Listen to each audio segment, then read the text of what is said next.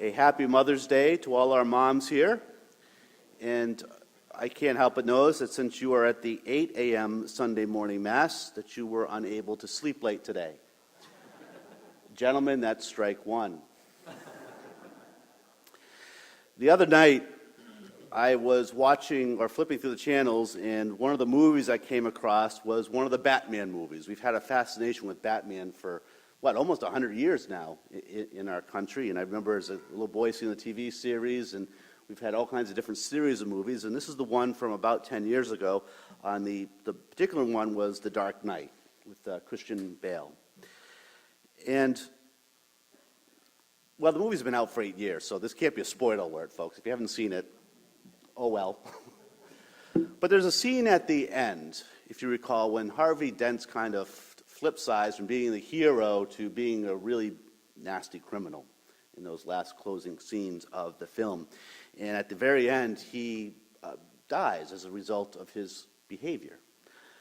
And there's a conversation that happens between Batman and Commissioner Gordon. And Gordon is very concerned about what the impact of Dent's death will mean on the community, because he didn't die the good guy or the hero. And the concern is that the people, when they learn about this, will lose hope.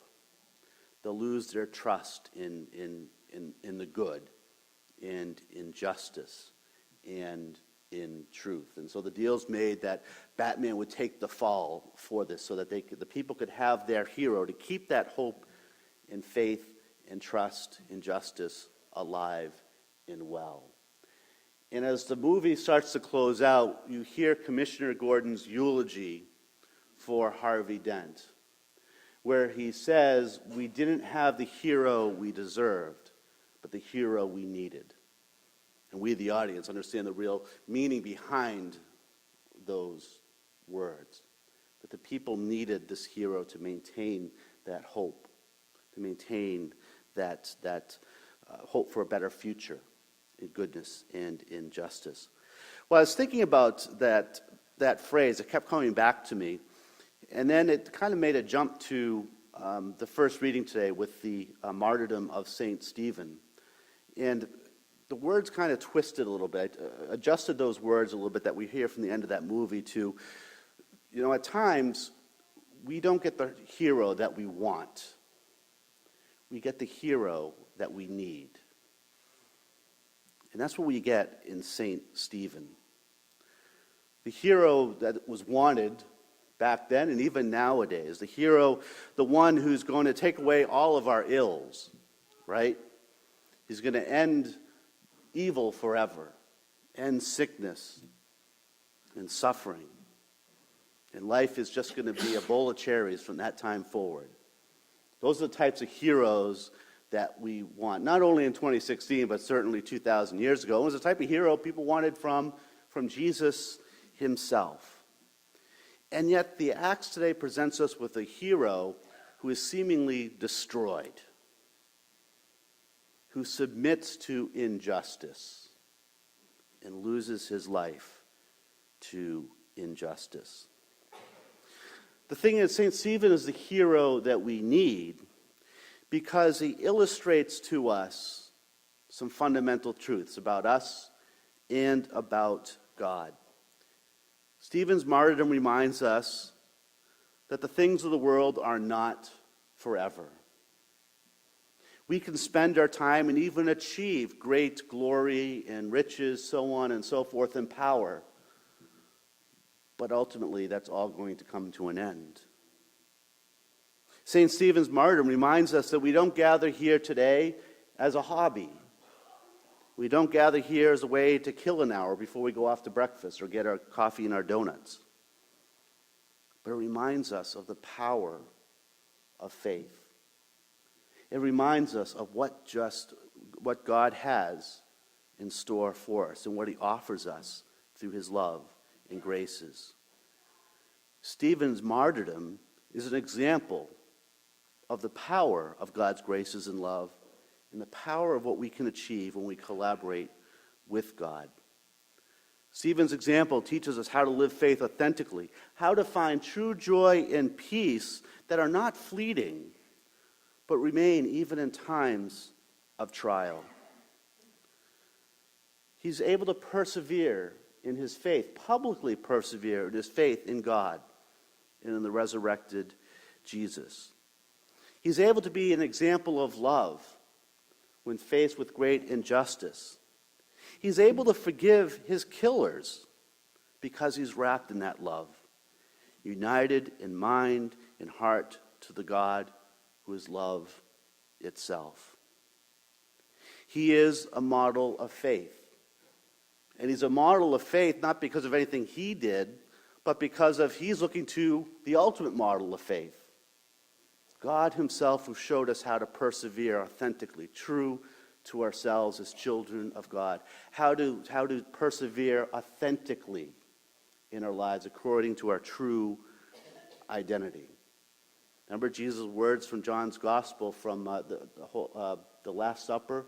As I have done, so you are to do.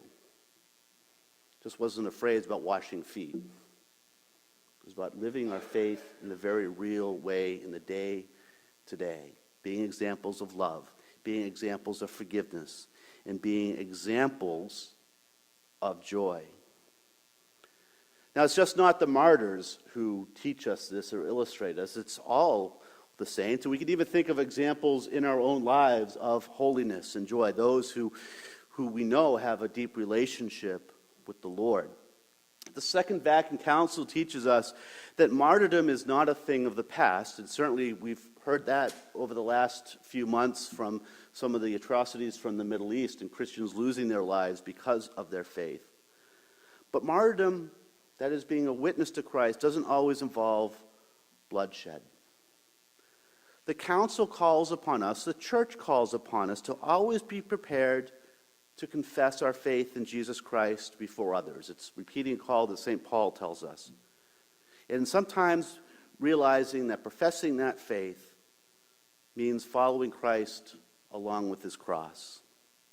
And so our lives as Christians are spent living in preparation, preparing ourselves for the goal of our Christian life, that perfect union with God, but preparing ourselves to share our faith and to give reason for our faith. And because of that, the Church also reminds us that our spiritual journey needs to be one of faith and reason. St. John Paul II taught us that, quote, faith and reason are like two wings on which the human spirit rises to the contemplation of truth. And God has placed in the human heart a desire to know the truth, so that by knowing and loving God, men and women may also come to the fullness of truth about themselves.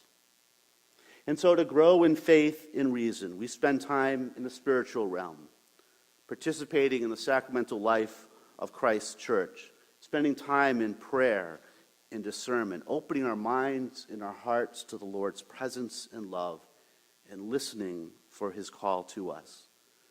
But our spiritual journey involves the intellect, study of the things of God, reading and learning about the saints, such as St. Stephen and others, how they came to be more aware of God, growing in our understanding of how God is at work in our worlds. We spend time in the academic realm. We spend time in the search for truth and beauty. The book of Revelation today reminds us of the role of the church through all this, to continue to engage people, to continue to call out to people to come, hear the Lord's voice, to come, open your minds and our hearts to his love. The church tries to engage people in heart, in mind, faith, and reason, that all may come to know God better, to live in union with God, who is Father, Son, and Holy Spirit, that we may persevere in that faith, not just in the times of great joy, but in the times of opposition, in the times when we're alone.